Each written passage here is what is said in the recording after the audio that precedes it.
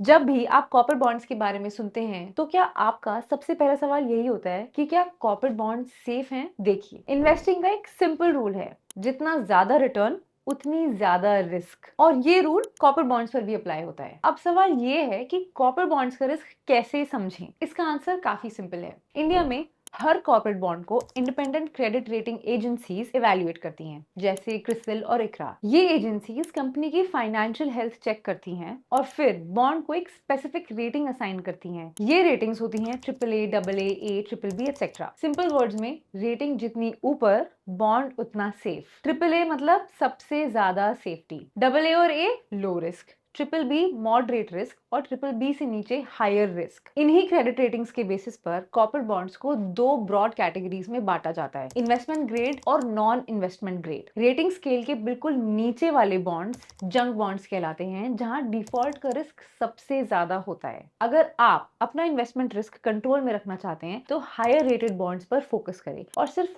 एक कंपनी या एक सेक्टर पर डिपेंड ना करें। डाइवर्सिफिकेशन जरूरी है। ऐसे ही सिंपल और प्रैक्टिकल इन्वेस्टिंग कॉन्सेप्ट्स को समझने के लिए फॉलो करिए fixed returns academy by Grip Invest Hindi में।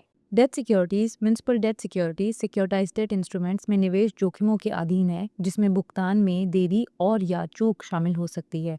सभी ऑफर से संबंधित दस्तावेजों को ध्यानपूर्वक पढ़ें।